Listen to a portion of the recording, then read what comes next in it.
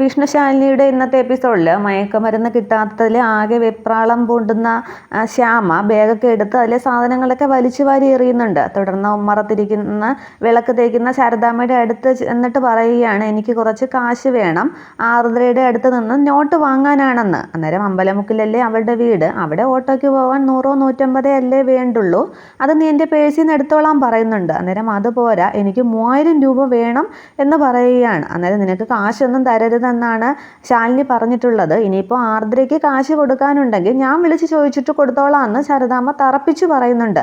അന്നേരം കാശ് കിട്ടില്ല എന്ന് മനസ്സിലാക്കുന്ന ശ്യാമയുടെ ഭാവം അങ്ങ് മാറുകയാണ്.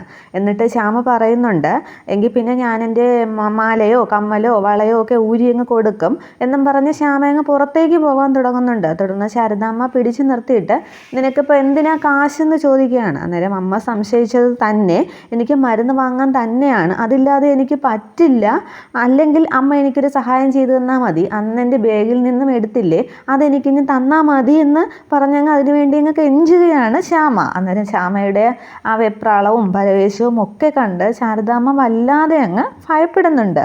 അത് നടക്കില്ല എന്ന് ശാരദാമ്മ പറയുമ്പോൾ, ഒരു തവണത്തേക്ക് തന്നാൽ മതി, ഇത് ഞാൻ അമ്മയ്ക്ക് തരുന്ന വാക്കാണ്, പിന്നെ എനിക്ക് തരേണ്ട, എൻ്റെ തലയ്ക്ക് മുകളിലൂടെ 1000 കടന്തലുകൾ ഇങ്ങനെ മൂളി പാറുന്നത് പോലെയാണ് എനിക്ക് തോന്നുന്നത്, എൻ്റെ തൊണ്ടയൊക്കെ വരളുന്നുണ്ട്, നാവൊക്കെ താഴേക്ക് പോകുന്നതായിട്ട് തോന്നുന്നു എന്ന് പറഞ്ഞ് മുടിയൊക്കെ അങ്ങ് ചുറ്റി പിടിക്കുകയാണ് ശ്യാമ. ശ്യാമയുടെ അവസ്ഥ കണ്ടിട്ട് ശാരദാമ്മയ്ക്ക് വിഷമാകുന്നുണ്ട്.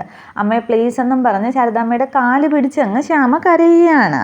ഒറ്റ തവണത്തേക്ക് അതെനിക്ക് തന്നാൽ മതി, പിന്നെ ഏതെങ്കിലും ഹോസ്പിറ്റലിലേക്ക് എന്നെ കൊണ്ടുപോകും, ഞാൻ അവിടുത്തെ സെല്ലിൽ കിടന്നോളാം എന്ന് ശ്യാമയങ്ങ് കരഞ്ഞു പറയുകയാണ്. അന്നേരം ശാലിനി നിനക്ക് തരരുതെന്നാണ് പറഞ്ഞത് എന്ന് ശാരദാമ്മ പറയുമ്പോൾ, കുഞ്ഞേച്ചിയൊന്നും അറിയില്ല, ഒറ്റ തവണ തന്നാൽ മതി എന്നും പറഞ്ഞ് വീണ്ടും കാല് പിടിച്ചങ്ങ് ശ്യാമ കരയുന്നുണ്ട്. അന്നേരം ശ്യാമയുടെ ആ അവസ്ഥ കണ്ടിട്ട് ആകെ വിഷമിക്കുന്ന ശാരദാമ്മ പറയുന്നുണ്ട്, ശാലിനി ഒന്നും അറിയില്ലെന്ന്. അന്നേരം ഇല്ല, അമ്മ പോയി എടുത്തുകൊണ്ട് വാ എന്ന് ശ്യാമ പറയുന്നുണ്ട്.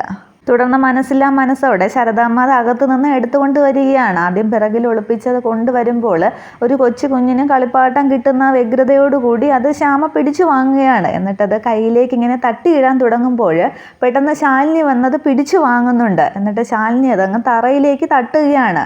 അന്നേരം അത് തറയിലേക്ക് വീഴുന്നത് കണ്ടിട്ട് ശ്യാമ തറയിലേക്ക് ഇരുന്ന ശേഷം അത് നക്കിയെടുക്കാനായിട്ട് ശ്രമിക്കുന്നുണ്ട്. തുടർന്ന് ശാരദാമ്മ മോളെന്നും പറഞ്ഞ് ശ്യാമയെ അങ്ങ് പിടിച്ചു മാറ്റും ചെരുപ്പ് കൊണ്ട് അത് മൊത്തം തറയിലിട്ട് ചവിട്ടി തേക്കുന്നുണ്ട് ശാലിനെ.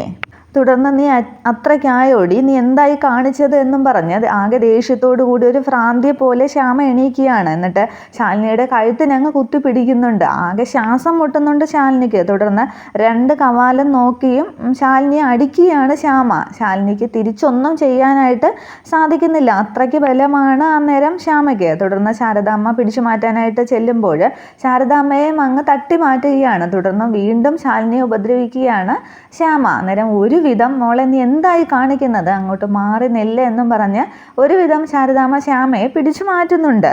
തുടർന്ന് സങ്കടത്തോടെ ശാലിനി പറയുന്നുണ്ട്, അവളെ അങ്ങ് വിട്ടേക്ക്, മയക്കുമരുന്നിന് അടിമയായി ഒരു പുഴുത്ത പട്ടിയെ പോലെ നാട്ടുകാർ ഇവളെ തല്ലി ഓടിക്കുന്നതിനേക്കാൾ നല്ലത് ഇവൾ എന്നെ അങ്ങ് തല്ലുകയോ കൊല്ലുകയോ ഒക്കെ ചെയ്യുന്നത് തന്നെയാണ് നല്ലത്. പ്രായത്തിൽ വലിയ വ്യത്യാസമില്ലെങ്കിലും അവളെ എടുത്തുകൊണ്ട് നടന്നിട്ടുള്ള കൈയല്ലേ എൻ്റേത്, തീക്കും വെള്ളത്തിനും ഒക്കെ അടുത്ത് പോകുമ്പോൾ ഞാൻ അവളെ തടഞ്ഞു നിർത്തിയിട്ടുണ്ട്.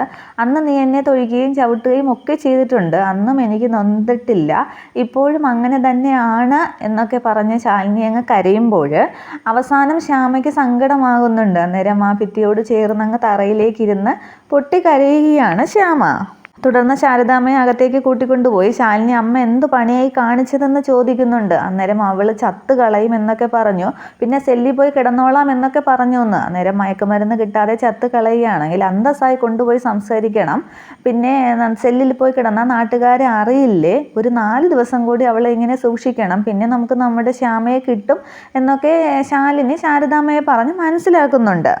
ഈ സമയത്ത് ശ്യാമ ഒരു തോർത്തുമായിട്ട് വരികയാണ്, കുഞ്ഞേച്ചി എന്നും പറഞ്ഞ്. എന്നിട്ട് ആ തോർത്ത് ശാലിനിയുടെ കൈ കൊടുത്തിട്ട് പറയുകയാണ്, എൻ്റെ കൈ രണ്ടും ചേർത്ത് കെട്ടിക്കോ, ഞാൻ എന്താണ് ചെയ്യുക എന്ന് എനിക്ക് തന്നെ അറിയില്ല, എനിക്ക് എന്നെ തന്നെ വിശ്വാസമില്ല എന്ന് പറഞ്ഞിട്ട് കൈ രണ്ടും ശാലിനിയുടെ നേർക്ക് നീട്ടുന്നുണ്ട്. ആ അവസ്ഥ കണ്ട് ആകെ സങ്കടമാവുകയാണ് ശാലിനിക്കും ശാരദാമ്മയ്ക്കും. തുടർന്ന് എൻ്റെ പൊന്നുമോളെന്നും പറഞ്ഞ് ശാലിനി ശ്യാമയെ കെട്ടിപ്പിടിച്ച് അങ്ങ് കരയുകയാണ്.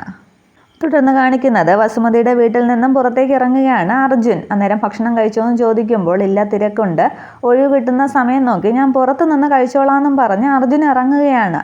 അന്നേരം തിരക്കൊക്കെ മനസ്സിലാകുന്നുണ്ട് എന്ന് വസുമതി പറയുന്നുണ്ട്. തുടർന്ന് കാറിലേക്ക് കയറാൻ ഒരുങ്ങുമ്പോഴാണ് അർജുനേട്ടാന്നും പറഞ്ഞ് ഗേറ്റ് കടന്ന് പ്രീതി അവിടേക്ക് വരുന്നത്. എനിക്ക് സംസാരിക്കാനുണ്ട്, അർജുനേട്ടൻ പുറത്തു പോകാൻ ഇറങ്ങിയതല്ലേ, പുറത്ത് വെച്ച് തന്നെ ആകാമെന്നും പറഞ്ഞ് പ്രീതി കാറിലേക്ക് കയറിയിരിക്കുന്നുണ്ട്. തുടർന്ന് അർജുനും കാറിലേക്ക് കയറി വണ്ടി എടുത്ത് പോവുകയാണ്. എന്നാൽ ഇതൊക്കെ ബാൽക്കണിയിൽ നിന്നും ചിത്ര കാണുന്നുണ്ട്.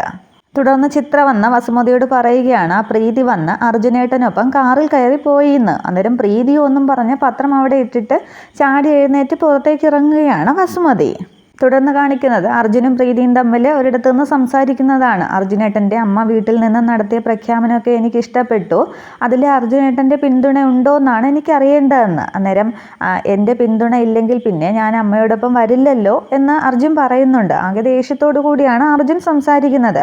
അന്നേരം ഇങ്ങനെ ഒരു മറുപടിയല്ല ഞാൻ പ്രതീക്ഷിച്ചത് എന്ന് പ്രീതി പറയുമ്പോൾ നിനക്ക് അനുകൂലമായ നീ ഇഷ്ടപ്പെടുന്ന തരത്തിലുള്ള മറുപടി തരാനായിട്ട് എനിക്ക് സാധിക്കില്ലല്ലോ, എല്ലാം അമ്മ തീരുമാനിക്കും എന്ന് പറഞ്ഞ് അർജുൻ അങ്ങ് പോകാനൊരുങ്ങുകയാണ്. അന്നേരം അർജുൻ്റെ കൈ പിടിച്ചു നിർത്തിയിട്ട് നമുക്കിടയിൽ ഈ അമ്മ അന്നും ഇന്നും ഉണ്ടായിരുന്നില്ലല്ലോ എന്ന് പ്രീതി ചോദിക്കുകയാണ്. തുടർന്ന് പ്രീതിയുടെ കൈ അങ്ങ് തട്ടി മാറ്റുകയാണ് അർജുൻ. തുടർന്ന് ആകെ വിഷമത്തോടു കൂടി അർജുനെ നോക്കി നിൽക്കുകയാണ് പ്രീതി. ഇത്രയുമാണ് നാളത്തെ പുതിയ എപ്പിസോഡ്. Okay, thank you.